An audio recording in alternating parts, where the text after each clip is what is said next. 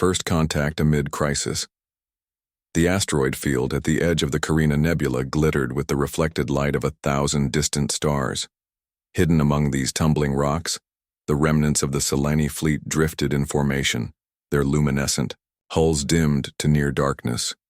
Aboard the command vessel, First Speaker Lyria pressed her four-fingered hand against the viewing portal, her silver eyes reflecting the cold void outside.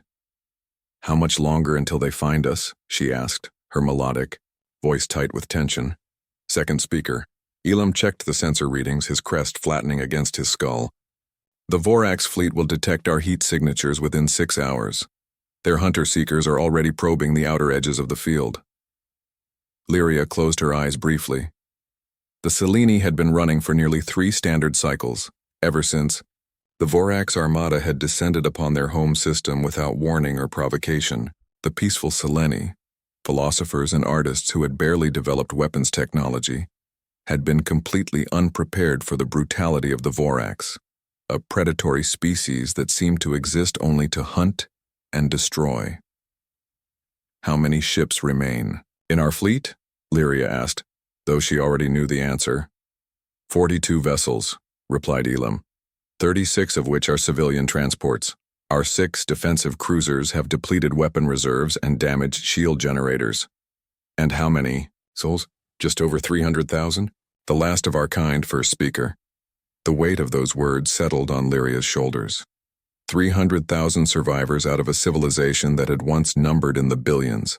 The Vorax had been methodical in their destruction, glassing planet after planet in the Selene home system until nothing remained but ash and memory. "We cannot outrun them forever," she said quietly, "and we cannot fight them." "Then we face extinction with dignity," Elam said, his voice steady despite the grimness of their situation. Before Lyria could respond, a young technician called out, from the sensor station, voice pitched high with surprise. "First Speaker, unknown vessel approaching at high velocity from Sector 7. Lyria turned, her silver robe swirling around her tall, slender form. "Vorax?" "No," the technician replied, confusion evident. "The configuration doesn't match any known Vorax design. It's smaller. Much smaller than their hunter ships." "On screen," ordered Elam. The main view portal shifted, displaying a sleek vessel cutting through space toward their position. It was indeed small, perhaps a fifth the size of the Selene command ship, but its design spoke of advanced technology. Its hull was a dark matte material that seemed to absorb light rather than reflect it, with only a few running lights visible along its flanks. "It's heading directly for us," the technician reported. "It must have detected our presence." "Are its weapon systems active?" Lyria asked. "Not that our sensors can detect." "Wait, it's broadcasting a communication signal." Lyria exchanged a glance with Elam. The Vorax never communicated with their prey. They simply attacked, relentless and silent. This was something new. Perhaps another predator come to claim the spoils before the Vorax arrived. "Accept the transmission," Lyria decided, "but be prepared to scatter the fleet at the first sign of hostility." The view portal flickered, and then resolved into the image of a creature unlike any the Selene had encountered before. It stood upright on 2 legs, with no crest or scales, and its face was flat, with forward-facing eyes. It wore what appeared to be a uniform of some kind, dark blue with insignia on the shoulders. "This is Captain Elena Reyes of the human stellar ship Defiant," the creature spoke, its words translated by the Selene's communication systems. "We've detected your fleet's presence and the approaching Vorax squadron. Do you require assistance?" The command center fell silent. The concept of a stranger offering aid was so foreign to their recent experience that for a moment, none of the Selene knew how to respond. Finally, Lyria stepped forward. "I am First Speaker Lyria of the Selene. We are unfamiliar with your species, Captain Reyes. How do you know of the Vorax?" The human's expression changed slightly, a narrowing of eyes, a tightening of mouth. "We've had our own encounters with them on the edges of our territory. They don't take well to newcomers in this sector of space. Yet you survived," observed Elam, unable to keep the surprise from his voice. We did more than survive, Captain Reyes replied, a subtle curve appearing at the edges of her mouth. We drove them back. Now I can see from our scans that your fleet is in distress. The Vorax hunting party will be within attack range in less than 6 hours. I'm offering our help. Forgive me, Captain, Lyria said carefully, but your vessel is singular and small. The Vorax approach with 27 warships. What assistance could you possibly provide? For the first time, the human smiled fully, revealing flat, white teeth. Size isn't everything, first speaker. The Defiant has some surprises the Vorax haven't seen yet, but I'm not suggesting we fight them head-on. That would be suicide. What I'm proposing is that we buy you time to escape. Escape to where? Asked Elam. We've been running for cycles. Our fuel reserves are critically low, and every habitable system in this sector is monitored by Vorax scout ships. There's a star system about 12 light jumps from here, Captain Reyes said. It's under human protection. The Vorax don't venture there. Lyria and Elam exchanged skeptical glances. Such claims seemed impossible. The Vorax feared nothing and respected no boundaries. I can see you don't believe me, Reyes continued. That's understandable, but right now you don't have many options. Let me send over our navigator to discuss a route that will conserve your remaining fuel. Meanwhile, I'll demonstrate exactly why the Vorax have learned to give human ships a wide berth.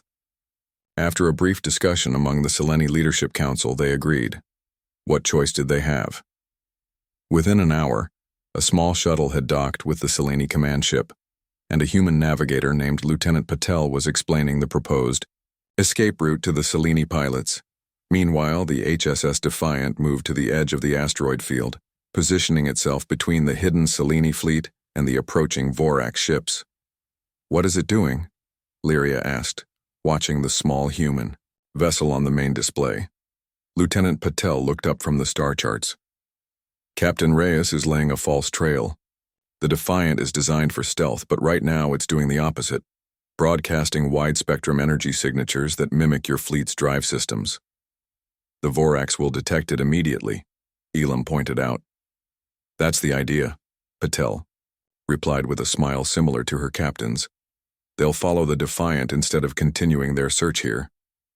Your captain is sacrificing herself? Lyria asked, her voice hushed with both awe and horror at such a concept. Lieutenant Patel's dark eyes glinted with something the Seleni couldn't quite identify. Pride, perhaps, or anticipation. Captain Reyes isn't planning on getting caught. The Defiant is the fastest ship in our fleet. Over the next 2 hours, the Seleni watched in amazement as the tiny human vessel executed its plan. The Defiant darted out from the asteroid field, broadcasting energy signatures that perfectly mimicked a fleeing Seleni cruiser, then accelerated away from the Vorax fleet. As predicted, the Vorax hunters immediately changed course, abandoning their methodical search of the asteroid field to pursue what they perceived as an easy kill. Your vessel moves with remarkable speed, observed Elam, watching the tactical display as the Defiant stayed just ahead of the Vorax pursuit vessels.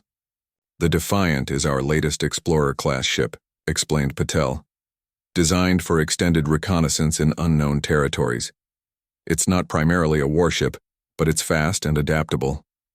Yet your captain risks it against 27 Vorax hunters, Lyria said quietly.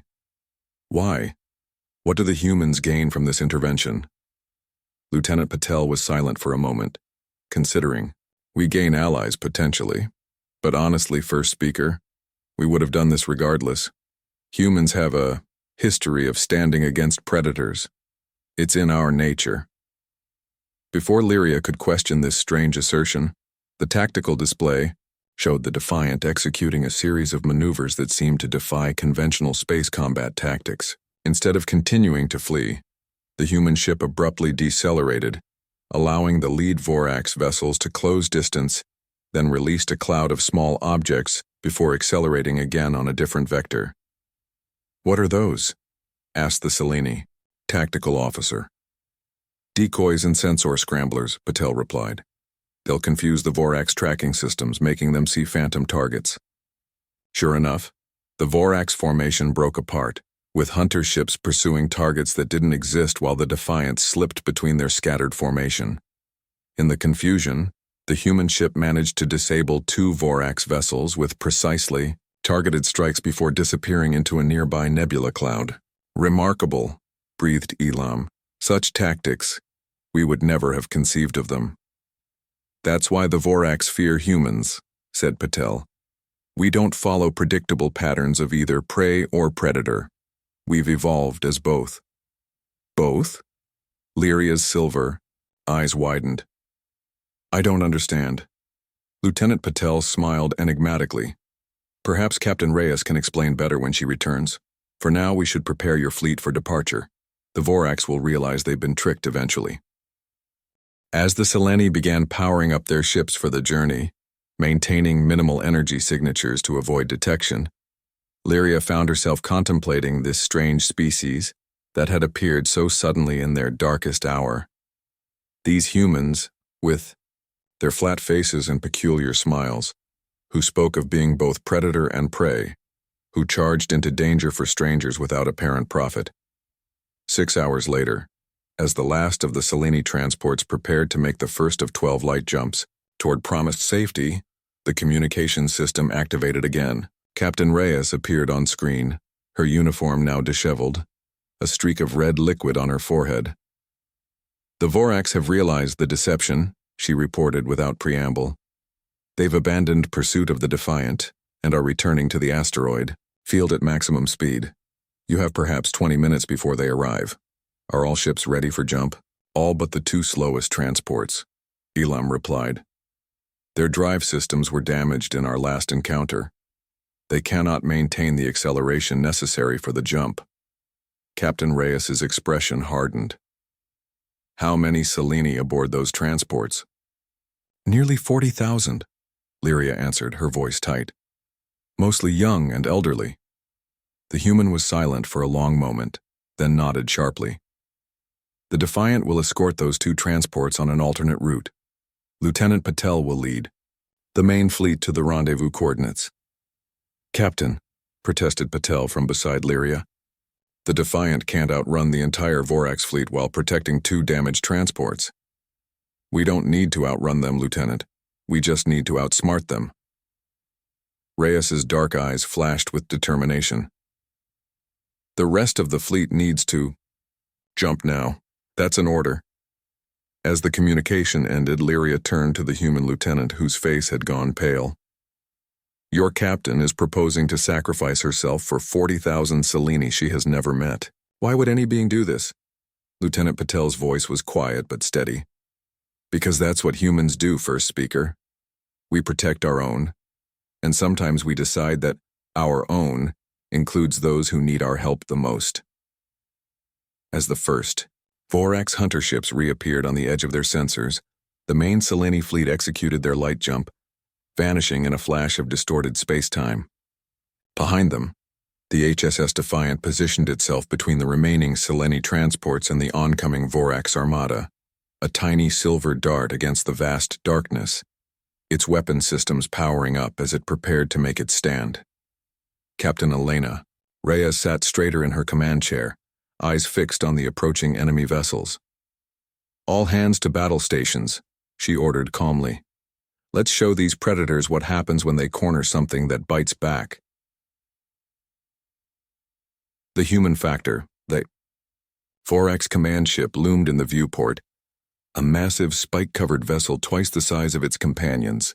From her position on the bridge of the HSS Defiant, Captain Elena Reyes studied its approach with the calm assessment of a chess player analyzing an opponent's move. "Status of the Seleni transports?"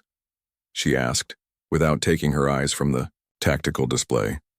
"Shields at 28%, but they're moving," Lieutenant Coda reported from the operations station. "Their engineers managed to partially restore propulsion systems. Current speed is 60% of jump threshold."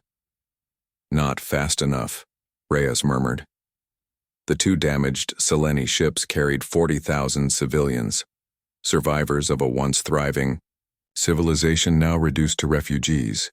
If they fell to the Vorax, it would mean the extinction of nearly a fifth of the remaining Seleni population. The Vorax are deploying hunter-seekers, announced Commander Wu, the Defiant's tactical officer. Targeting patterns suggest they're trying to disable the transport's engines rather than destroy them outright. They want captives, Reyes said grimly. Hunting trophies. For the past hour, the Defiant had been executing a series of evasive maneuvers, drawing Vorax fire while the damaged Seleni ship struggled to build enough speed for a light jump.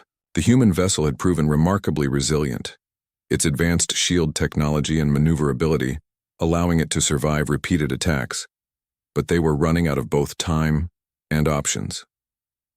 The bridge doors slid open, and first speaker Lyria entered, her silver robe swirling around her tall frame. The Seleni leader had refused to evacuate with the main fleet, insisting on remaining with the endangered transports. Your ship has taken significant damage protecting my people, Captain, Lyria said, her melodic voice tinged with both gratitude and concern. I fear the cost of your intervention may be too high. Reyes glanced at the Seleni leader, noting the way her silver eyes reflected the red alert lights pulsing throughout the bridge. We're not beaten yet, First Speaker. Humans have a long history of finding ways out of impossible situations. How? Lyria gestured toward the view screen, where the Vorax fleet had formed a containment pattern around them. We are surrounded. Their firepower exceeds yours by a magnitude of 23. By any logical calculation, defeat is certain. Reyes smiled, the same confident expression that had confused the Seleni from the first moment of contact. That's where the Vorax and your people make the same mistake. You both assume that conflicts are determined by numbers and firepower. Are they not? Asked Lyria, genuine curiosity in her voice. Sometimes, but more often they're determined by who's willing to take the biggest risk. Reyes turned to her communications officer. Lieutenant Park, open a channel to the Seleni transports. When the connection was established, Reyes addressed the engineers aboard the damaged vessels. This is Captain Reyes. I understand you've managed to restore partial propulsion. I need to know, can you generate a gravity slingshot effect if provided, with sufficient initial acceleration? There was a pause before a confused Seleni engineer responded. Theoretically, yes, but we lack the thrust for such a maneuver. The Defiant will provide the thrust, Reyes said. Prepare to receive tractor. Beams on my mark. Lyria's eyes widened. You intend to tow both transports? Your vessel is a fraction of their combined mass. Not tow, Reyes corrected. Sling. Commander Wu, bring us about to heading 227 Mark 35. Lieutenant Coda, divert all non-essential power to the tractor beam emitters and inertial dampeners. As the Defiant's crew rushed to execute their captain's orders, Reyes turned back to Lyria. Have you ever seen a stone skip across water, First Speaker? I don't understand the reference, Lyria admitted. It's an old Earth pastime. When you throw a stone at the right angle, with the right spin, it can bounce across the surface of water instead of sinking. Reyes's eyes gleamed with the light of calculated risk. We're going to skip your transports past the Vorax blockade. The plan, as Lyria soon learned, was audacious to the point of insanity. The Defiant would position itself between the two Seleni vessels, attach tractor beams to both, then execute a high-energy burn directly toward the weakest point in the Vorax formation. At the last moment, the Defiant would release the tractor beams and veer off, allowing the momentum to carry the Seleni ships through the gap, while the human vessel distracted the Vorax. This maneuver will subject your ship to structural stresses beyond its design specifications, Lyria pointed out after studying the proposed flight path. And even if successful, the Defiant will be left alone against the entire Vorax fleet. We're counting on the Vorax to follow their instincts, Reyes replied. They're pursuit predators. They'll chase the larger prey first, giving us time to slip away. But the transports will still be vulnerable until they can achieve light jump. That's where the second part of the plan comes in. Reyes nodded to Commander Wu, who activated a holographic display showing a series of small devices. These are quantum resonance mines, our latest defensive technology. Once deployed, They create a field that disrupts the Vorax sensors and weapons targeting systems. You would share such advanced technology with us? Lyria asked, astonished. Under the circumstances, I think we can skip the formal technology exchange treaties, Reyes said with a wry smile. Besides, these have a limited operational window. About 15 minutes. Just enough time for your ships to reach jump velocity if all goes according to plan.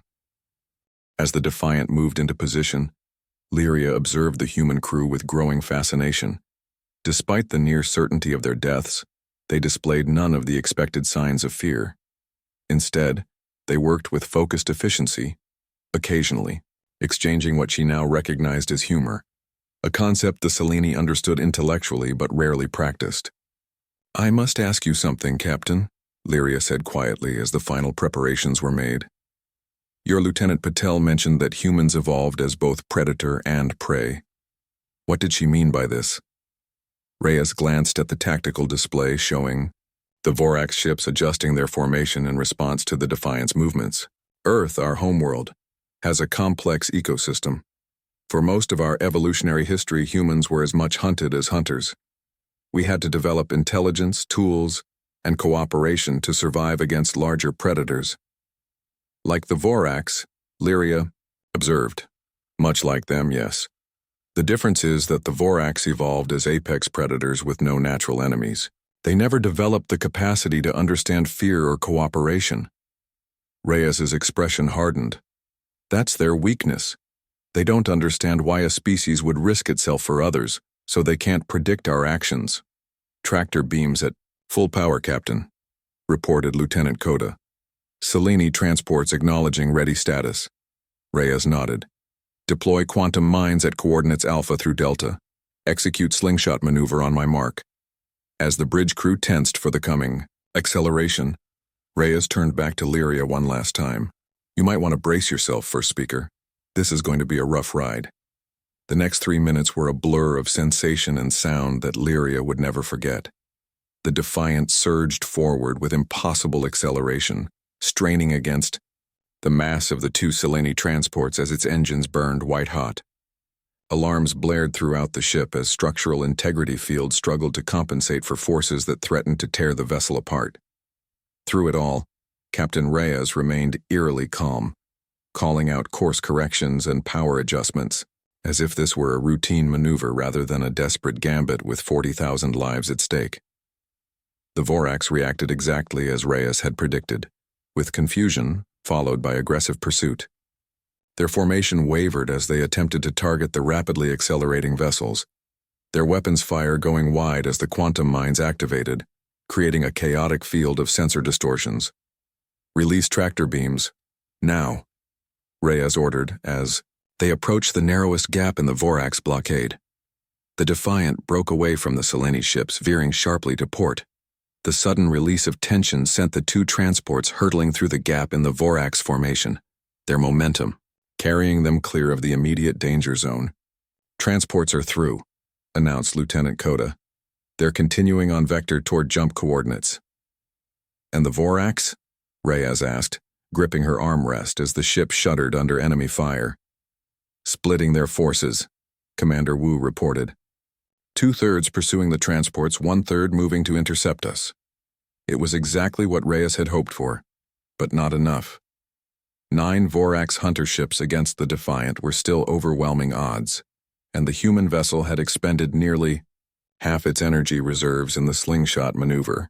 The Seleni vessels require approximately 12 minutes to reach jump velocity, Lyria said, her voice steady despite the chaos around her. The quantum mines will only provide protection for another 8 minutes at most. Then we need to buy them 4 more minutes, Reyes said grimly. Lieutenant Park, prepare a message for the Seleni fleet.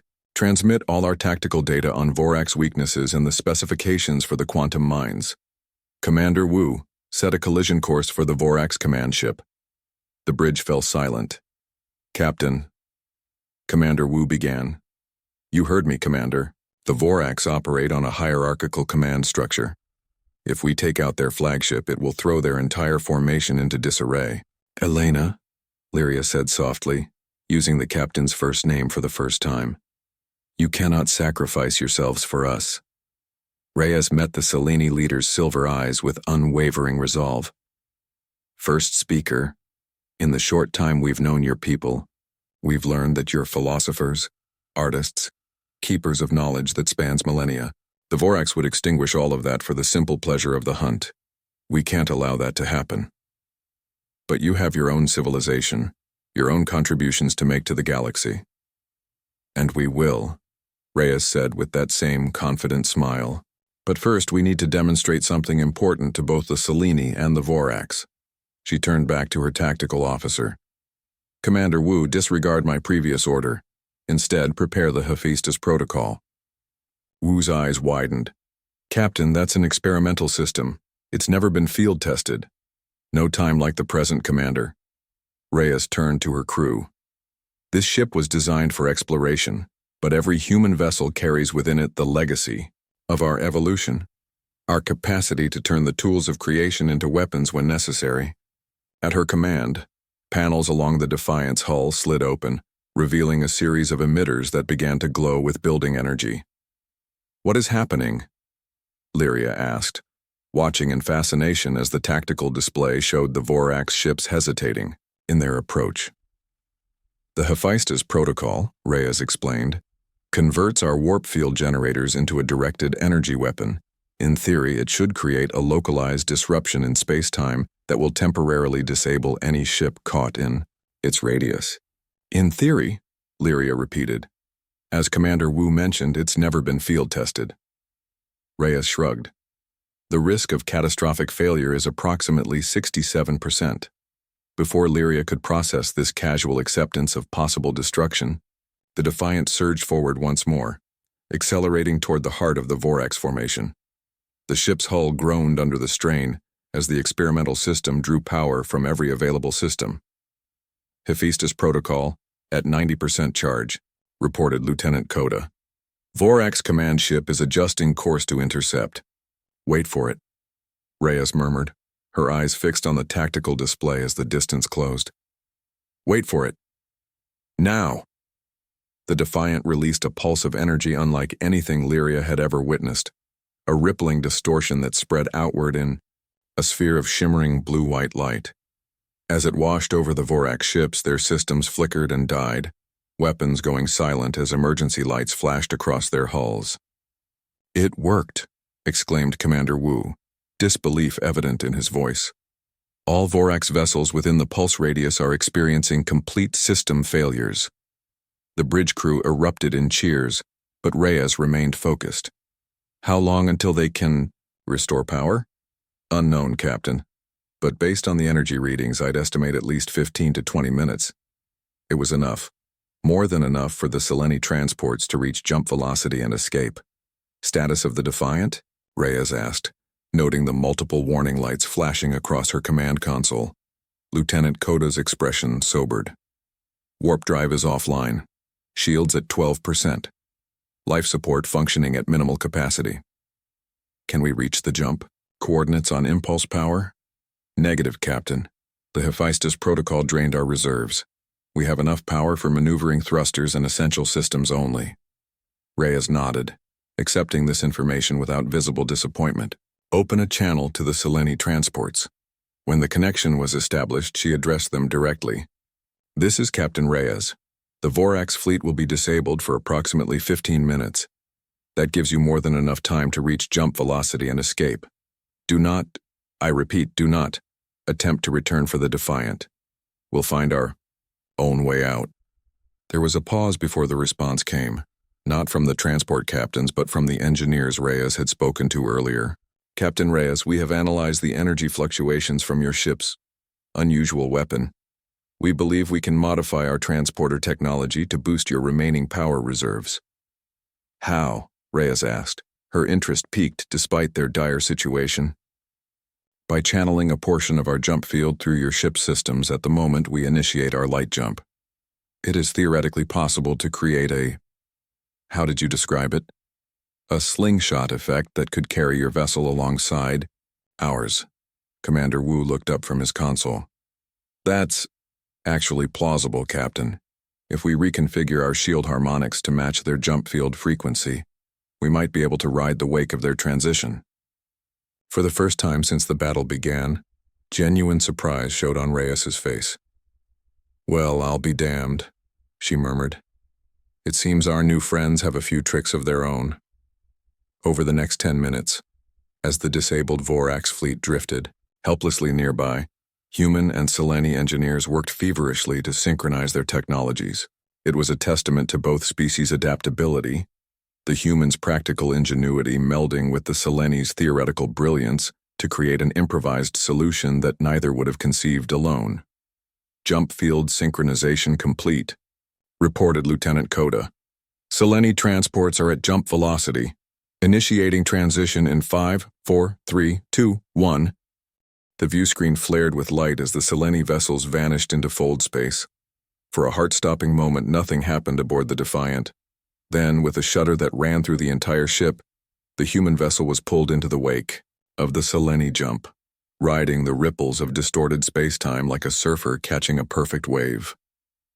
When they emerged from fold space 12 light-years away, a cheer erupted across the Defiant's bridge that was echoed by the waiting Seleni fleet. Against all odds, both species had survived their encounter with the galaxy's most feared predators. 3 days later, as the combined fleet approached the human-protected star system that Captain Reyes had promised, First Speaker Lyria stood with the human captain in the Defiant's observation lounge, watching the stars streak by. "My people have been discussing your proposal," Lyria said. "A formal alliance between humans and Seleni would be unprecedented in our history. We have always remained neutral, observers rather than participants in the affairs of other species." "Times change," Reyes replied simply. "The galaxy is becoming a smaller place, and the Vorax aren't the only threat out there." "No, but they are a threat you've faced before," Lyria observed. "You knew their weaknesses, their patterns. You had developed specific technologies to counter them." She turned her silver eyes to the human captain. "This was not your first encounter with the Vorax." "No," Reyes admitted. "We've been fighting them along our border regions for nearly a decade, but we've largely kept them at bay, protected our colonies." "Yet you risked your ship and crew for strangers," Lyria said. "Why?" Reyes was quiet for a moment, considering. "When we first ventured into space, humanity was divided, fighting amongst ourselves over resources, ideology, territory. It nearly destroyed us. But when we encountered other species, some peaceful, some hostile, we discovered something important about ourselves." "What was that?" "That our greatest strength isn't our technology or our adaptability or even our capacity for violence when threatened. It's our empathy, our ability to recognize suffering in others and feel compelled to act." Reyes turned to face the Seleni leader. "We helped you because we could, because allowing a peaceful, intelligent species to be hunted to extinction would diminish all of us, and because someday we might need allies who remember that humans stand against predators no matter the odds." Lyria's crystalline skin shimmered with emotion. "The alliance will be ratified, Captain Reyes. The Seleni will stand with humanity, against the Vorax and any other threat. We have much to learn from each other." "That we do," agreed Reyes, her gaze returning to the stars beyond the viewport. "That we do." In the void between stars, the combined fleet of human and Seleni vessels continued their journey. While behind them, the disabled Vorax ships gradually restored power and assessed their unexpected defeat. For the first time in their long history of conquest, the apex predators of the galaxy had encountered something they didn't understand. A prey species that fought not just for its own survival, but for the survival of others. It was a concept so alien to the Vorax that they had no word for it in their language. But as they limped back to their territory, they carried with them a new wariness of the small bipedal species that called itself human. A species that, against all logic, had risked extinction to save strangers. A species that somehow had transformed that risk into victory. And in the darkness between stars, something changed in the balance of power that had defined the galaxy for millennia.